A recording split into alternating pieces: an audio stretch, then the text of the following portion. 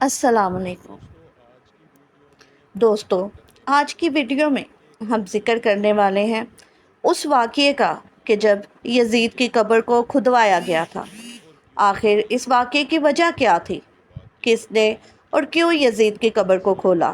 یہ واقعہ یزید کی وفات کے کتنے سال بعد پیش آیا؟ دوستو، یزید نے اپنی زندگی میں ہی اپنے بیٹے معاویہ کو اپنا جانشین مقرر کر دیا تھا۔ یزید کے 12 بیٹے اور 5 بیٹیاں۔ معاویہ سے بے انتہا پیار تھا۔ اس کی تعلیم و تربیت بھی شہزادوں کی طرح ہی کی گئی تھی۔ یزید چاہتا تھا کہ اس کا یہ بیٹا اس کا حقیقی جانشین بنے۔ یزید نے حکومت سنبھالتے ہی اپنے 2 بیٹوں خالد اور معاویہ کو اس وقت کے بہترین استاد عمر المقصوص کے مکتب میں 3 سال کے لیے بھیج دیا۔ شیخ عمر مقصوص بھی جانتے تھے کہ یزید کا جانشین معاویہ ہے، اس لیے انہوں نے اس کی تربیت پر خوب محنت کی۔ 61 ہجری میں جب واقعہ کربلا پیش آیا تو شیخ المقصوص کو بہت تکلیف پہنچی، چونکہ آپ کا دل محب اہل بیت سے تڑپتا تھا۔ اسی لیے آپ نے یزید کے ان دونوں بیٹوں کو عظمت اہل بیت سے خوب روشناس کروایا۔ ایک طرف کربلا کا واقعہ پیش آیا اور جگہ جگہ یزید کے خلاف بغاوت اٹھنے لگی۔ دوسری طرف معاویہ، جو یزید کا جانشین تھا، اس کی تربیت ایک سچے عاشق رسول کر رہے تھے۔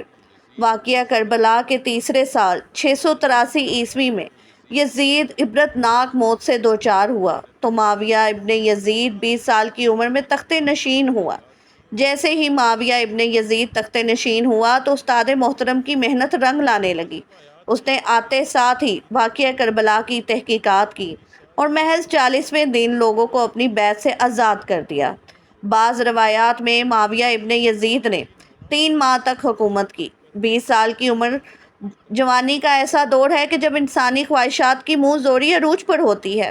یزید کا جانشین ہونا اور پوری اسلامی مملکت پر حکمرانی کرنا اپنی تمام جائز و ناجائز خواہشات کو پورا کرنے کے لیے بہترین موقع تھا، لیکن معاویہ بن یزید نے تخت پر بیٹھتے ہی واقعہ کربلا کی تحقیقات کی اور حالات کا بہت باریک بینی سے جائزہ لیا۔ جب اس نے دیکھا کہ میرے باپ نے اسلام اور مسلمانوں کو کس قدر عظیم نقصان پہنچایا ہے، تو اس نے محسوس کیا کہ وہ ایک دوراہے پر کھڑا ہے کہ حکومت کی بھاگ دوڑ تھامے رکھے اور ظلم و ستم اور عیش و عشرت کا بازار گرم رکھے، یا تخت و تاج کو چھوڑ دے اور اپنے آپ کو ان ہولناک گناہوں اور ان کے دردناک عذاب سے دور رکھے۔ بالآخر اس نے فیصلہ کر ہی لیا۔ اس کا فیصلہ ان سچی تعلیمات اور اس ایمان کے طفیل ہی ممکن ہوا جو اس کے رگ و پے میں شامل ہو چکا تھا۔ اس نے ایک عزم و راسخ کے ساتھ حکومت کے عہدے داروں اور عوام کو مسجد میں جمع کیا اور پھر خود ممبر پر جا بیٹھا۔ اس نے اپنی تقریر میں سب سے پہلے خدا کی حمد اور اس کے بعد رسول اللہ صلی اللہ علیہ وآلہ وسلم پر درود بھیجا، اور پھر وہ یوں کہنے لگا: میرے باپ یزید کو جب حکومت ملی تو وہ اپنے اعمال اور بدکرداری کی وجہ سے ہرگز اس کا اہل نہیں تھا، لیکن وہ بھی اس پر قابض رہا اور اس کا نفس اس سے بدترین کاموں کی ترغیب دیتا رہا، اور وہ اپنے برے کاموں پر بھی فخر کرتا تھا۔ اس نے خدا کی بتائی ہوئی حدود سے تجاوز کیا۔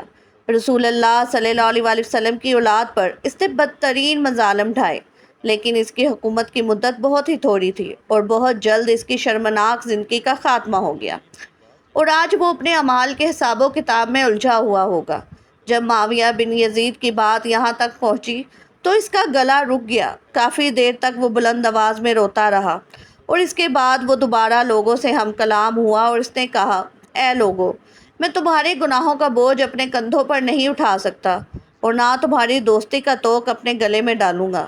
میری خواہش تو یہ ہے کہ حکومت شہزادہ حسین امام حضرت زین العابدین کے حوالے کر دی جائے، یا اب تم خود جو بہتر سمجھو وہ کرو، یا وہ حکومت کرے جس کا تم انتخاب کرو۔ میں اپنی بیعت سے تم لوگوں پر سے ہاتھ اٹھاتا ہوں اور اس خلافت کو ٹھکراتا ہوں۔ معاویہ بن یزید کے ان جملوں نے محفل میں ایک طوفان برپا کر دیا۔ پھر معاویہ بن یزید ممبر سے اتر آیا۔ اس کی ماں دیگر عزیز و اقارب آئے تو دیکھا کہ روئے جا رہا ہے، تو اس کی ماں نے کہا: کاش تم حیض کا چیتھڑا ہی ہوتے اور میں تمہاری خبر نہ سنتی۔ اس نے کہا: خدا کی قسم میں بھی یہی چاہتا ہوں، اگر میرے خدا نے مجھے معاف نہ کیا تو میرے لیے برا ہو۔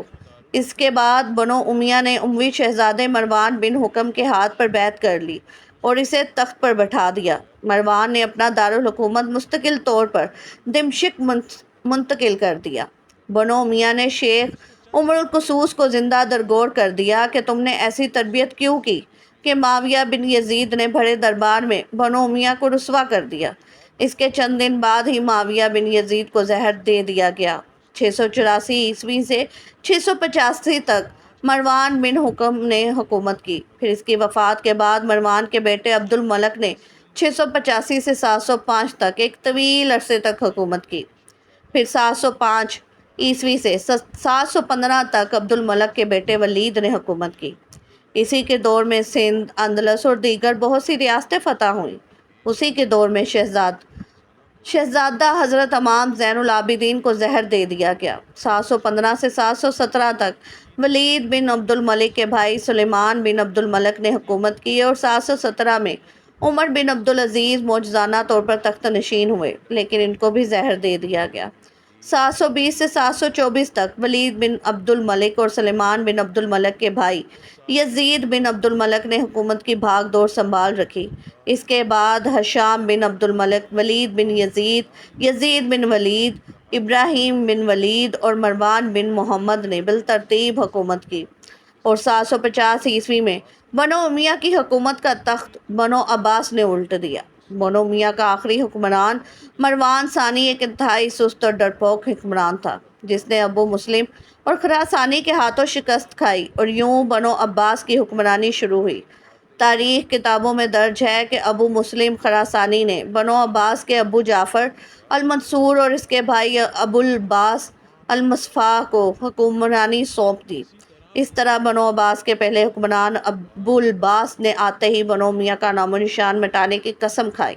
بہت سے لوگوں کو قتل کر دیا گیا اور کربلا کے واقعے میں ملوث تمام کرداروں کی قبریں تک کھود دی گئی۔ اسی طرح بنو عباس کے حکمران ابو العباس الفاہ نے یزید کی قبر کو بھی کھدوایا، اور یہ کام اس نے اپنی نگرانی میں کروایا۔ وہ چاہتا تھا کہ یزید کو قبر سے نکالے اور اس کی لاش کو سولی پر لٹکائے۔ چنانچہ یزید کی وفات کے 65 سال بعد اس کی قبر کو اس وقت کے حکمران ابو جعفر اور ابو العباس کی نگرانی میں کھدوایا گیا۔ لیکن جب قبر کو کھولا گیا تو سب یہ دیکھ کر حیران رہ گئے کہ اس میں لکڑیوں کی راکھ، بدصورت کتے اور ایک اژدہے کے سوا کچھ نہ تھا۔ حوالہ جات: الکامل اللہ بن اسیرج،